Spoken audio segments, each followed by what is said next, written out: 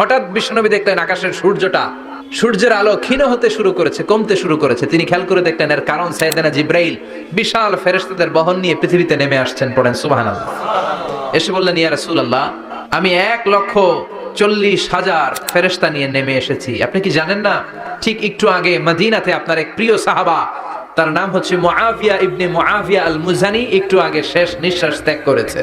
বিশ্বনবী বললেন, ইন্না লিল্লাহি ওয়া ইন্না ইলাইহি রাজিউন। সাইয়েদনা জিবরাইল বললেন, ও নবী, আপনি কি আপনার প্রাণের সাহাবীর জন্য গায়েবানা জানাজা পড়বেন না?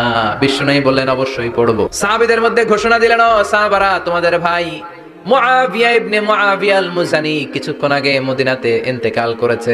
সবাই বাইরে বের হয়ে আসো, এই মাত্র আমরা এই মুহূর্তে আমরা গায়েবানা জানাজা পড়ব। বিশ্বনবী প্রথম কাতারে দাঁড়ালেন, হাজার হাজার সাহাবারা লাইন ধরে দাঁড়ালো। সাইয়েদনা জিবরাইল 1,40,000 ফেরেশতা নিয়ে সাহাবাদের পেছনে দুইটা লাইনে দাঁড়িয়ে গেলেন। প্রথম লাইনে 70,000, দ্বিতীয় লাইনে আরো 70,000, 1,40,000 ফেরেশতাদের বহর।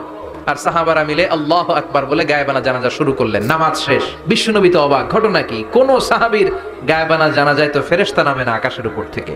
বিশ্বনবী জিজ্ঞেস করলেন, জিবরাইল, কোন সাহাবীর গায়েবানা জানাজায় তোমরা আকাশ থেকে এত ফেরেশতার বহর নিয়ে নামো নাই? কি এমন আমল করেছে আমার মুআবিয়া? কি এমন ভালো গুণ ছিল, ভালো আমল ছিল, যার কারণে আরশের উপরে তার এত সম্মান?